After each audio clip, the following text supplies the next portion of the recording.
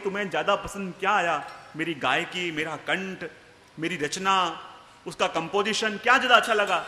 तब लोगों ने कहा अच्छा कुछ नहीं लगा, जब तक ढंग से नहीं गाओगे तब तक वंशवोर करते रहेंगे।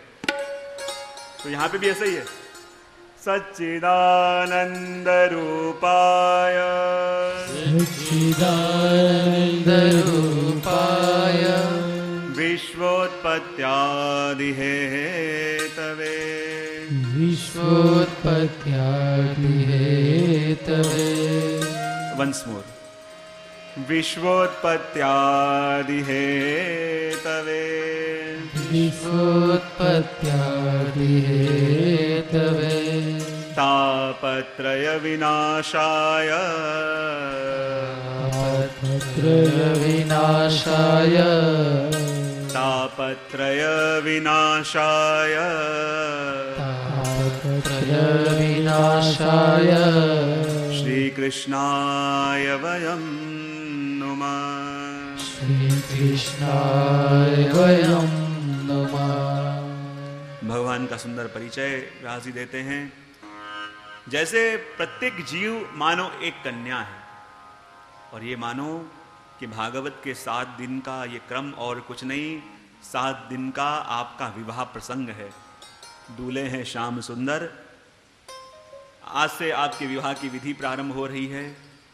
और जब किसी जीव रूपी कन्या ने ये सुना, अरे व्यास जी आप कहते हो कि श्याम सुंदर को अपने पति के रूप में भजो, अपने पति के रूप में प्राप्त करो, तो जिसको देखा नहीं, जिसके बारे में कभी कुछ सुना नहीं, जिसको जाना नहीं, तो उसके बारे में हमको प्रेम कैसे हो? और जब प्रेम होगा तो स्वतः मन जुड़ेगा, प्रेम होगा स्वतः उसका सानिध्य मिलेगा। तो हे व्यास जी आप कृपा करके बताइए, आप कह रहे हैं कि प्रभु को अपना पति मानो, पति के रूप में भजो, लेकिन कहते हैं ना अलग अलग प्रकार के व्यक्ति अलग अलग वस्तु देख के विवाह संबंध करते हैं। कहते हैं जब किसी कन्या का विवाह होता है तो कन्या लड़के के रूप को देखती है, कन्या के पिता लड़के का कुल देखते हैं, कन्या की माता लड़के का बैंक बैलेंस देखती है, और विवाह में आने वाले भोजन का मेन्यू देखते हैं। तो हर एक लोग जो आते हैं, हर एक के आने के उद्देश्य अलग अलग होते हैं। तो पूछा कि बताओ व्यास जी हम प्रभु को पति के रूप में भजे तो सही, पर जिन प्रभु को कभी देखा नहीं उनसे प्रेम कैसे हो? कृपा करके बताइए वो हमारे प्रभु देखने में कैसे हैं? और प्रभु के स्वरूप का परिचय देते हुए व्यास जी कहते हैं सच्चिदानंद रूपाय सच्चिदानंद रूपाय। प्रभु के स्वरूप का वर्णन करते हुए कहा सच्चिदानंद रूपाय। भगवान कैसे हैं? सदरूप, चिद्रूप, आनंद रूप। भगवान कैसे हैं कि जो सदरूप भी हैं, भगवान कैसे हैं जो चिद्रूप भी हैं, और भगवान कैसे हैं कि जो आनंद रूप भी हैं। बोले कैसे हो सकता है? भगवान का सदरूप क्या है? तो महाप्रभु जी कहते हैं कि ये दृश्यमान जगत जो अपन अपने आंखों से देख रहे हैं, ये दृश्यमान जगत क्या है? तो कहे और कुछ नहीं, ये परमात्मा का, भगवान का सदरूप है। इसलिए श्री महाप्रभु जी ने जगत को भी सत्य माना। ये जगत क्या है? ये जगत और कुछ नहीं पर वही भगवान का सदरूप है।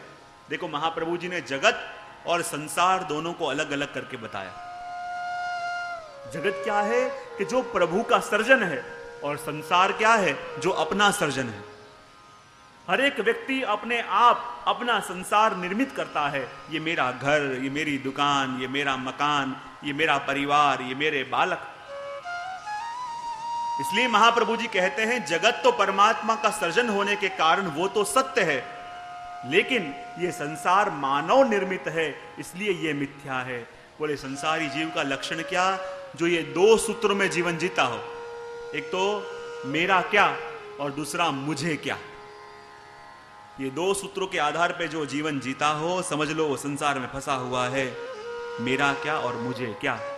जब लाभ लेने की बात आवे, जब फायदा लेने की बात आवे, जब सम्मान की बात आवे, तब इसमें मेरा क्या। और जब काम करने की बात आवे, जिम्मेदारी लेने की बात आवे, आगे चल के कुछ करने की